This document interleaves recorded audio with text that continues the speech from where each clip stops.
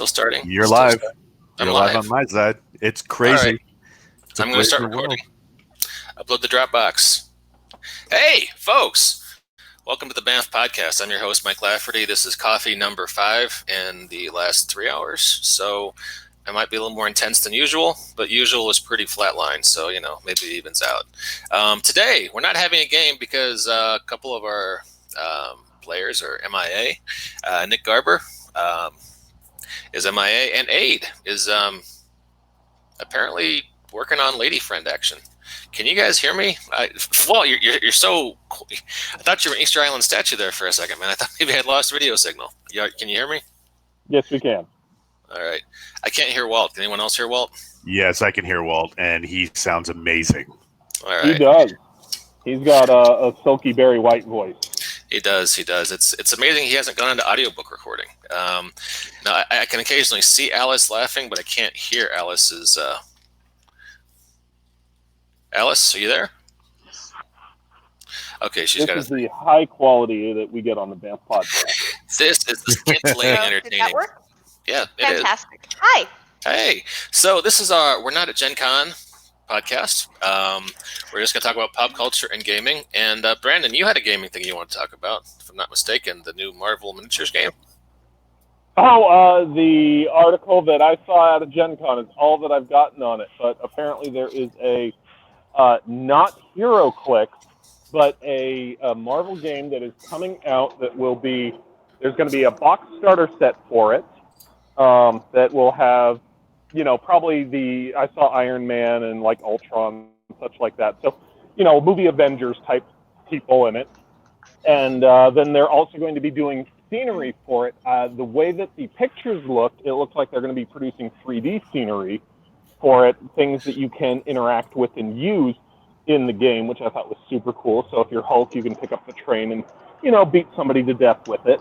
And then they've got MODOK is going to be coming out in one of their first expansion packs, which I thought was an awesome, interesting pick of somebody you'd never expect, to see come out that early. And then Hulk, I think, was the heroic expansion pack that they have planned now. MODOK's kind of a deep cut from the Marvel U. That's your casuals aren't going to know about MODOK. But he is so great, and he needs a mini, because let's face it, you can't just go out and find a mini that's going to look like MODOK. No, this is true. There's not a lot of characters you can sub in for that. Nope. So cool. And, I guess with enough filing or green stuff, you could probably make him the Supreme Intelligence. Green stuff. Wow, there's a term I haven't heard in some time. Oh, we still have some in the other room. Does it mean the same thing to you that it does to us modelers? It does. Yes, yeah. Okay. I have a friend who does some intense modeling. I didn't and know. I'm not talking about on a catwalk. I didn't know if maybe that was like when you went and used to, execute aliens that were attacking our world, Walt, and the green stuff is after you got them real good. I will not confirm or deny whether or not I'm on call for the whole Area 51 thing. Well, if you want to know... Go ahead. Sorry, go ahead. No, I was just gonna say, if you want to know Walt's secret, his story's coming out in a book soon for Area 51. Does it have pictures? Those have all been redacted, I think. If it's mainly pictures, I can read it. Hey, speaking of pictures and action, there's a Marvel Champions card game that was announced at Gen Con. I saw that, the Fantasy Flight Living card game, correct? Mm-hmm. Is it Fantasy Flight? Yep, Fantasy Flight Living card game. I don't know what a living card game is, but it's coming out. And living card games are... Go ahead, Al. Okay. Living card games are the new format for collectible card games, but what it is you get static packs of static expansions instead of going and saying, I really need this card and I'm going to try 300 times. You always get the same cards you're going for when you get the correct packs. Okay. It basically is a collectible card game in every other sense. But there's not a crazy gray market economy where people are spending millions of dollars on cards. Right. Exactly. There is still a small economy for it, but it's not nearly as bad. Living card game is specifically patented to Fantasy Flight. They've done it for a number of games like Dune. They did Netrunner, and then they do not have Dune. I thought they did Dune. No. Maybe okay, but they did Netrunner a while back, and they've closed that up. But they rebooted Netrunner from CCG to LCG when they got that license, and they've done a few other ones. Game of Thrones, Call of Cthulhu, Star Wars. Okay. I'll check it out. Oh, hey, that reminds me. Theoretically, and Legends of the Five Rings is their newest one up until this announcement. And theoretically, packs come out every month for it, so that you can continuously evolve your deck. Mm-hmm. Oh, hey, while we're talking about gaming news, just came out today. There's a Fiasco card game on Kickstarter. What? Yeah, I know. We gotta get them. They actually, I want to say it was Mark Truman who came on and ran a game for us, 5 years ago. But yeah, they're doing a card game now. It funded in like a second. For Fiasco, you said? Fiasco, yeah. Yeah. Fiasco, cinematic game of plans going wrong. Plans gone wrong. And going back to the fact that I've been listening to you guys all morning on back episodes, you were mentioning that you'd done Fiasco, the playthrough this morning. Yeah, it was a good time. It's only about an hour long. We didn't get to the tilt, but yeah. It was fun. As I understand it, you guys didn't get to a large part of the game, but you guys did the first part, the first scene. Yeah, it's he didn't really have time, but we got through the first scene. The tilt is kind of the big deal, but the tilt and the final are the big deals. Yeah. Yeah. You got to see Mike be an oblivious newscaster that was self-obsessed, and he was the star of the show. I laughed, I cried, I wanted more, even though the game itself is not my thing. Mike Lafferty is my thing.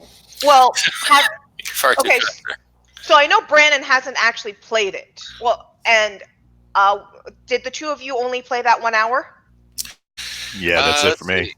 Yeah, it was just an hour. Tommy Brownell was on with us. I know he and I were homosexual lovers in that particular scene. Under the desk.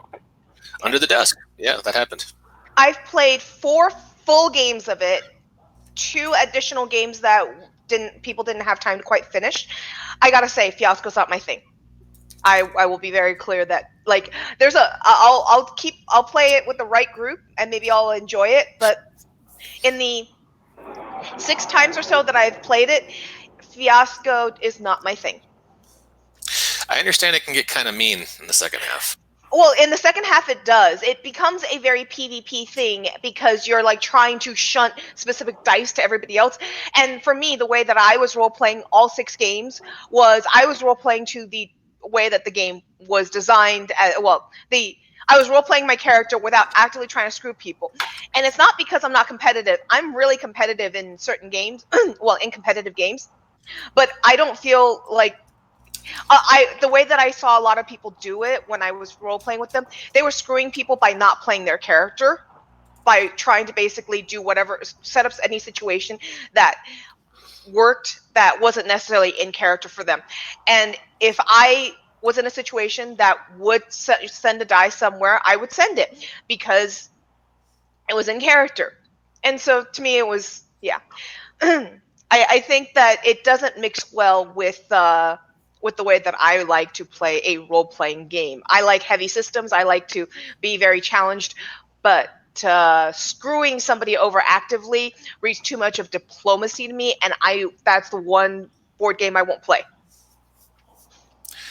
Yeah, I can understand that. It's one reason I don't play Hearts or certain other card games anymore, because there's too much of it's built around screwing other people, and can that be fun? Hey, we wanted to talk about The Boys. I understand Walt's seen that. Before we dive into that, I just want to mention, I just found this on Comixology today. I'm a big fan of Garth Ennis's, who wrote The Boys, War Comics. He's got a new series for TKO Studios.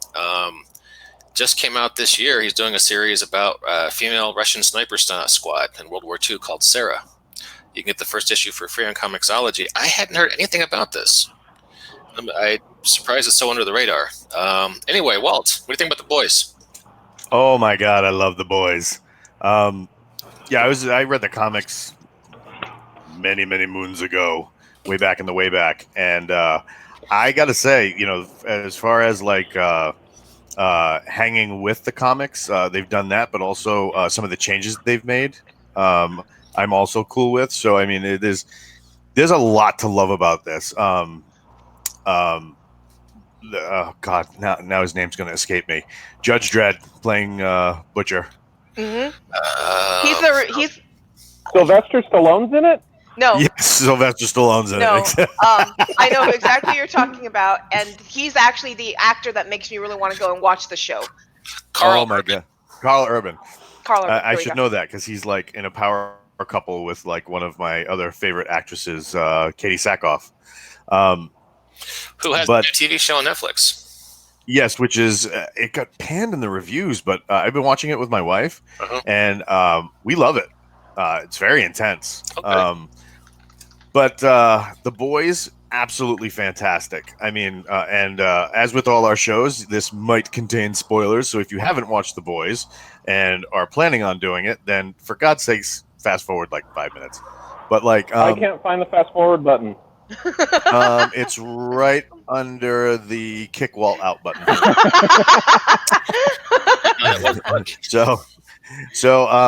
Yeah, The Boys, very well done. Elizabeth Shue is phenomenal and She's in it? Awesome. very creepy. The actor that is playing Homelander is doing a fantastic job. But I mean, as a deconstruction of superheroes and what they would be in a world obsessed with media, it to some extent reminded me of PlayStation's treatment of Powers. Without I love that show. Yeah, Powers is very good on I love PlayStation Powers. Network. I was so sad when they stopped. But I mean, The Boys are just phenomenal, and the intensity. The intensity of the show and some of the situations are fantastic. My wife was drinking something with a little bubbles in it, and it painfully shot out her nose when they used a baby to counterattack a hit squad coming after them. So that sounds like Garth Ennis. Yep. It's a very interesting take on if you haven't read the comics and want to dive in and play with the show. It's a very interesting take on, like I said, superheroes in a media obsessed world, when they're corporate controlled, everything is optics, and it has a tendency to go into wish fulfillment and show the dangers of wish fulfillment. Like one of the main characters has always wanted to be a superhero. That was her jam, and she went to all the superhero pageants as a kid. Yep, Starlight. She went to all the superhero pageants as a kid. Everything was unicorns and rainbows and capes and glitter. And when you get to the top, you realize that it's very cutthroat. And so it really highlights the dangers of wish fulfillment and like that pageant culture. So if you get, and she's got the pageant mom too. It's not just her, because her mom made her do it, and so she enjoyed it, and it was her dream. But it's very clear she's fulfilling her mother's dream and her mother's pageant. Absolutely. And so she can't even let her mom down and tell the mom the truth. So this attacks many issues across the board. The dangers of privatization of military contracts. I mean, you name it. This series tackles it and does a pretty good job of trying to give old fans of the comic something to really be interested in, but at the same time updating it a little bit. So if you followed the comic before, you're not going to be like word for word or scene for scene, like, yep, seen that, and just making a checklist. So yeah, very, very well done. But Walt, like, it's entertainment. It couldn't possibly be trying to make any sort of commentary on the world we live in, right? Not like so many books that people are like, that's entertainment. There's no commentary there. We'll just keep going the way we're going, and nothing bad could happen.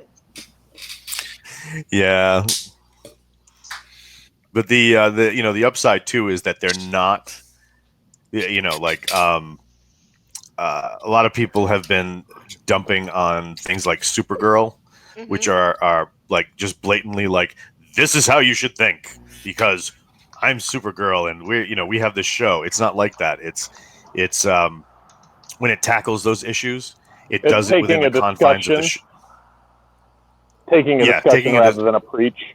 Yeah. Yes, exactly. And a lot of these issues you see from the character's pain because these characters are all not so much damaged, but they've all been affected by superheroes working and living side by side. And it really does tackle the issue of collateral damage. I mean, Marvel Comics does it a little bit with their Damage Incorporated stuff, but nowhere near to this extent. In comics, if you want to see... I'm sorry, go ahead. Damage Incorporated, is that different than Damage Control? No, that's the one I'm thinking of, Damage Control. Okay. Yep. The ones that I read of them were always super farcical type stuff, and but I think that later on they might have done some more serious approaches to that. Yeah, the really good takes on collateral damage through the use of superheroes that I've seen in the last few were either all coming out of the current line of Valiant Comics or from back in the day, you had Stormwatch Team Achilles, and that was also the same thing. They had that really intense take on what happens when these superpowers on a high level, like Superman and stuff like that. What happens when they're not checked, and what do we as a people do about that? So I mean, The Boys is really well done. From what I understand, they're getting a second season. So we should be looking at more Boys and my favorite, more Butcher in the future. Now, have you dealt with Drew Hayes' novels of Superpowered or the spinoff of Corpies? What are some of the titles? Literally Superpowered. 1, 2, 3, and 4 is the titles of the series. And have you read? No, I haven't. I'm gonna have to check it out now. Okay. It is. I've Wearing the Cape. I've had. Yep. All right. Superpowered is absolutely freaking fantastic. There's audiobooks if you like doing Audible, which are well done. Very well done. The voices are very well acted. It is these. We have a hero certification program in college, and so kids who have powers can go through this to become a licensed superhero. There's a bunch of campuses across the country. I think like 7 or something. And one of them is in California, and it starts off with a focus group of these 5 characters that there's supers who have control over their powers, and then there's powards who don't have control over them. And so this would be the person who has luck control, and this is specifically out of the book, who goes in, buys a lottery ticket, wins big, walks out into the street, gets hit by a car, bounced into a bouncy house. The bouncy house explodes, and so what he wins simply covers the damage. You forgot 2 steps in that, I think. Yeah, I'm certain I did. But so he doesn't have any control over it, and so there's this political issue between these supers who are really looked up to and powards who people think are worse than being human, and some of the stuff that they go through in licensing as they go through the years, they get into a lot more and more of the characters that are on the campus with them, and they do deal with some of that as they're training, the collateral damage kind of issues. And the first class that the heroes are in, they're in 2 superhero courses on their freshman year. One of them is gym, where they run for like 2 hours a day for the first 3 months of it, just to tone their bodies. And then the other one is the ethics of being a superhero. And so he really tries to do it. It's an excellent set of books. I listened to them on Audible. The first one starts off at about 20 hours. The fourth one's about 40 hours in playtime. I absolutely love that series of books. Yeah, the first 3 are real high watermarks. The fourth one is good, but I just don't think it lives up to the level. And then as a spin-off book, there is one called Corpies, where they aren't superheroes. They don't have enough power for that, but they're basically damage control kind of thing. Not so much going in and fixing stuff, but going in and worrying more about saving the civilians during. That sounds really good. I'm gonna have to look all this up. Yeah. So the author is Drew Hayes, and the series is Corpies, and there was one before that. The Superpowers is the series. You can actually as he was writing it, he posted it online for free on his website. So and then DrewHayesNovels.com. Yes, and then you can get the actual book if you pay for it, and you can get it on Audible. So if you're really broke, he still wants you to read it. Just go to his website. And Nice. there's Mike using his superpower of awesome Google Foo. Superheroes is fantastic. Seriously, I absolutely love it. I went through it multiple times. It's super powered, right? Superpowered. Superpowered. Yep. Got it. All right, I got it. And I have Kindle Unlimited, so I can read these for the bubble. Yay! Kindle Yeah, he Unlimited really is made it so accessible, beautiful. which I absolutely love. All right, cool. And as for your comments on The Boys, yeah, I've started. I haven't gone very far, but I definitely already see what you're saying, and I really appreciate that they aren't hitting you on the head with the hammer of be conservative or be liberal, because I feel that when people start being zealous about their agenda in the way that they push it with the hammer of TV shows, or people in general, it tends to make With Facebook. or it's Facebook. It tends to make people who are inclined to agree with you, who are reasonable and moderate, start going the other direction. Just because your level of extremity is so much that the whiplash is, yeah, I think I'm just gonna go the other way. Hey guys, I'll be right back. Sure. So, but I did see the discussion of it already, and what happens when her dream comes true. The first thing that happens to her when her dream comes true kind of makes me go, oh my gosh. I felt socked in the gut. The way that you guys talk about that does remind me of Marion G. Harmon's excellent books of Wearing the Cape, where, she doesn't want to be a superhero, but all of a sudden she gets Superman level powers, and then there's all this marketing and such that's really getting in the way at times, but it is a semi-realistic look at, well, if this were going on in the world, how would we approach it? And Alice, I mean, for your own literary project, I see you with your Ghost project that you toyed around with. You're toying with some of those same issues. You're not bringing them to the front, but I see them in what you talk to me about and the way that you write some of it, with playing with those issues in the background. And I play with it in a level of discussion where people on both sides can go, I agree or disagree with this. I don't hit somebody over the head with my opinion of that situation, because I feel that you need to open discussions in order to make changes one way or another. So, but thank you very much, Brandon. I really appreciate that. And I love Wearing the Cape, by all means. I think that did a very good job of that similar thing where, and the guy comes out and he's like a tiny little waif of a man, and she's like, what? And he's like, well, they can't, I mean, they would never accept a brick that's my size. I have to put on that 300-pound suit. It's all about the optics. Yeah, it's all about the optics. He has to put on a 300-pound muscle suit because he's superhuman strong, and so he has to look like he has those muscles. And he's actually a waif of a man. But this actually goes back to what I was listening to Walt talk about last night with Jason Condro and all, when you guys were talking about best supervillains, worst supervillains, and how you guys, I don't remember how you got to Wolverine, but you were saying that Wolverine was always your guy in the comics, because here was a 5'2" little scrapper that can, deal beatdown. And, that's something that I think all of us liked about Wolverine in the old days. Now he's so far from that image that he was. Right? Yeah, I mean, he had a few muscles on him. He was toned, but he was that tiny little scrapper, and now they seem to make him bigger and bigger and bigger. Well, and I think that the X-Men movies have something to do with that as well. Yeah, because Hugh Jackman's a tall dude. Yes, he is. He is. Or as one of our best friends calls him, Jack Human. Isn't that a great name, though? Jack Human. That needs to be somebody's Shadowrun character right there. Right. Have you guys been looking at the Shadowrun stuff coming out? Yes. We're going to be getting it. We love Shadowrun.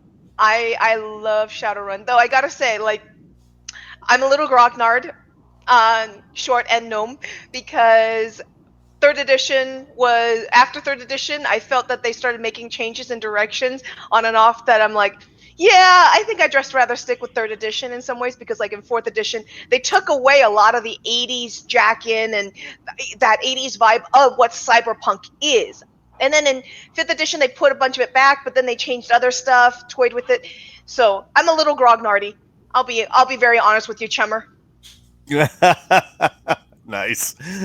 Have you guys been looking at any of the Cyberpunk 2077 stuff coming out? Yes, I want it. I do want it. And I was like, ooh, if we buy the video game, we can get the book for free. Really? There was an I know, offer that's for what I that. was going to be like, oh, Yeah. to hell. There was an offer for it. I sent it to you, Brandon. There was an offer that if you pre-ordered a certain package, you get the books for free. Oh. For the video game. That's amazing. Yeah. I was like, I sent it to you like weeks ago, Brandon. I don't know if the offer's still going. Now I have to go find it. I was like, Brandon, are we getting this? I probably just saw that it was Cyberpunk. Because I remember you sending this to me. There was no commentary of, I was like, look more into this offer. Yeah, I was like, can I go order it? Because I get the book for free. I just want to get the game so that I can play side by side with Keanu Reeves. Welcome back, Mike. Hey. Well, for me, my start in Shadowrun is way back in 1st edition when, like, B. Dalton and Walden books were still around. And, you'd go to the mall with your mom, and you wouldn't really care about the store she wanted to go to, so she'd drop you off at the bookstore. And there was Shadowrun book, and I would just flip through the character section looking at those awesome pictures that they had of the different ones. And I still remember the orc mercenary who had, one big tusk, I think a broken tusk on the other side, and this RPG. And it was just like, this is my person. Like, I need this right now. Did you finally convince parents to buy it? No, but I do have my 1st edition book on my shelf nowadays. I have yet to play in a good Shadowrun game. I blame it because kind of the setting breeds paranoia and overcaution in players. So it seems like every game I'm in, they spend half the time just taking out the bar they're supposed to meet Mr. Johnson at, which is less fun than maybe it should be. I think that you have not had great experiences. I used to GM 3rd edition a lot for RPGA, and I used to GM 3rd edition a lot, period.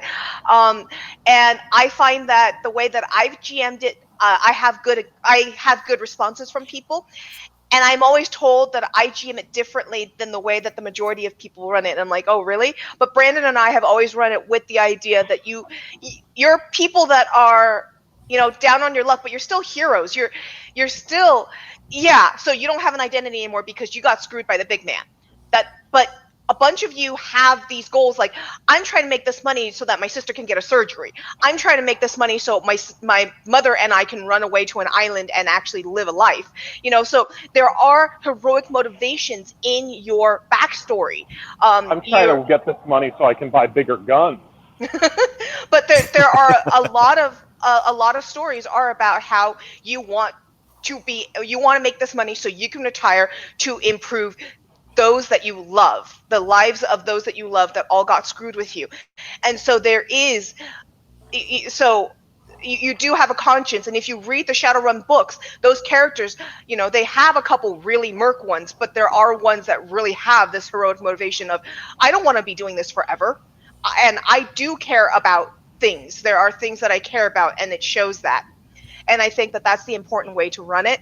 Whereas I don't think that's what Mike's comment was. His was on the, like, you and I played in this gem game that we were told was supposed to be Mission Impossible. And if you go and watch Mission Impossible, this is 30 minutes of planning, 10 minutes of execution, and then like 10 minutes of wrap up at the end or something like that. The old Mission Impossible. I'm not talking about anything Tom Cruise.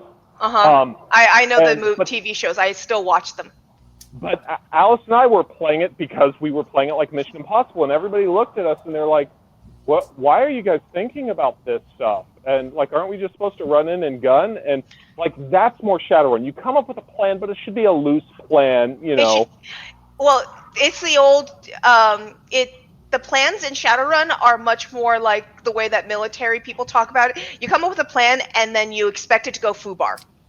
You go in with a plan, and you just expect to, at that point, have everything go up in the air, and that's exactly the way it goes. This is why everyone buys a dock wagon, because we're going to go in, we're going to do the A, B, and C. You go in, and A and B have disappeared, and C is hitting you in the face, and you go, what the? And you go, Med, dog wagon, come save me! And that's hilarious because that's like, for some characters it is like, I'm going to spend all my resources in making sure I have a dog wagon to pick me up. Now, have you guys seen the setting for Savage Worlds called Titan Effect? I have not. Is that the one that about 2 months ago you guys were promoting? No. No. Titan Effect is have you seen it? Psychic Spy is class which genetically enhanced soldiers in a secret war in which the future of human evolution is at stake. I have seen. Yes, I have. So if you like things like Shadowrun, this is probably your jam, and it's for Savage Worlds. Yeah, that so is it's not that hard to pick up. my jam, though. Savage Worlds is. I'm willing to play it. I've only had bad experiences, but I can't say that's the system that did those experiences. But Mike, we should try and see about setting you up with a good Shadowrun game or two. We just need to find the time. Mike, if you liked Werewolf, that's what Shadowrun should be. Yeah, and we know that you like World of Darkness stuff. So I think it might just depend. I mean, I think there's certain old school gamers who get into a habit of adversarial relations with the GM, and so they play kind of overcautious, slow, and paranoid. That's new gamers too. Don't pigeonhole old gamers. I've met plenty of new gamers like that. Well, I had a GM back 20 years ago where if you didn't specifically tell him where you boarded your horses in the village, he assumed you just abandoned your horses on the streets of town. So That's weird. Yeah. Well, when you get ready to go to the next town, you're like, well, you're walking because you let Pancake go. So sorry, buddy. Hey, we need to wrap up in about 5 minutes because Walt's got to go and I got to go. Quickly, congratulations to Jason Towndrow, friend of the podcast, who is now a Starfinder dev. Woohoo! Woohoo! There at Paizo. Big news at Gen Con seems to be Pathfinder 2 is coming out. It came out yesterday, and you can get it at game stores already as of yesterday. For people who are into Pathfinder, that is out there. Maybe we can get Owen Stevens on, although he's no longer at Paizo, but he's the person we know who's most likely to come on the podcast and talk about it. So, other than Jason. Other than Jason. And Jason's West Coast, so I have a hard time talking to him. Maybe you guys. I can get him. I'll go harass him. I don't have other gaming news out of Gen Con that isn't card game or board game. Everything else I'm seeing is, there's a new Batman board game coming out, which is kind of cool because there hasn't been one in like decades. No, that's not true. That's not true. We have one on our shelf. I'll go grab it right now. There is an awesome miniature game. I have not played it, but it's on the right shelf, Alice, top level in the middle. Well, is it a miniature game or a board game? Because those are different things. The Batman game, the miniatures game, is a like you set up a board and then it's 1 versus 1 with just all sorts of villains. My friend, his dad kickstarted it for him, and he has yet to play it. And I'm like, dude, just send it up to me. It'll see action. Okay. And then Alice is pulling out a super fun one where you're defending. It's an Batman animated. Oh yeah, that's Gotham the Under Siege. That's what I'm looking at. I thought that was a Gen Con release, but you have a No, this has been out for a few months, and Brandon and I have had tons of fun with it already. So. Oh, that's the one I'm talking about. Didn't know there was a board game like for decades before that one. So. Oh, that's funny. Yeah, cool. No, they are. From what I saw in GTM recently, they are really trying to drive home on Batman because he's a superhero that's low powered enough that you can make a board game with a board rather than here's Superman and here's the world type stuff. Yeah. There's a Munchkin version of Teenage Mutant Ninja Turtles that's coming out. Yes. So I've wanted that game, but funds are limited. And okay, if you're a Marvel Legendary fan like Brandon and I are for the card game, since we're our comics podcast, Marvel Legendary is awesome. They do have a new expansion that launched as of Gen Con, and I forgot the name off the top of my head. Revelations, I believe is what it is. But you can finally get Scarlet Witch, Quicksilver, War Machine. Yep, Scarlet Witch. Hellcat is in it. And Scarlet Witch has a weird location tech to it, apparently, but we will see how that works. And if you do get it at Gen Con, apparently you get a promo. So we begged a friend of ours to get it for us at Gen Con so we can get that promo. But if you're a Marvel Legendary fan, get that. And Cryptozoic has a new Rick and Morty The Pickle Rick game. that was previously available only at SDCC that you can now get at Gencon. So if you're, I'm a big Rick and Morty fan. I don't know if I want to buy the Pickle Rick game, but that's just me. Well, hey, can I make one quick announcement? Yeah, go for it. If you guys are fans of our friend Nick Garber, please jump on over to Kickstarter and check out Corvid and Sparrow, Birds of a Feather, the new graphic novel that he's launching from Apogee Comics, his imprint. It's going to be 66 pages of awesome. So. Yeah, there's a lot of the art already up on the page that you can take a look at now, and it is kinetic. Now Nick is drawing fantastically. This one? Yes, Nick draws Corvid and Sparrow himself. Some of it is older stuff that he put in, from what I understand, of his work. And then I do know that, I don't think he did the whole comic by himself, though. I think somebody else is doing some of the art. Yeah, he's listed as a letterer. Yeah, I think. Okay. Yeah, he's doing the letters, and Hakan is doing his art for this one. Is it fair to say this is kind of a Birds of Prey sort of vibe? More like Batman and Robin. Yeah, okay. Batman and Robin. Actually, speaking of Birds of Prey #1 solicitation is out. For fans of this podcast, you can go back and find an episode where we are generating his character, Corvid and Sparrow, in a for supers, so you can get a little glimpse into the character. That is a few months back, but yeah, that's in there somewhere. Yep, it is. Okay. So. Well, hey, I know Walt's got to get to work. I have to do various stuff and things myself. So thanks, everybody, for listening in. Hopefully next week we'll be back to Liberty Legion Rises and Metal Beaker and Sober. And we'll talk to all you later. Take care. Bye. Adios, everybody. Thanks, guys.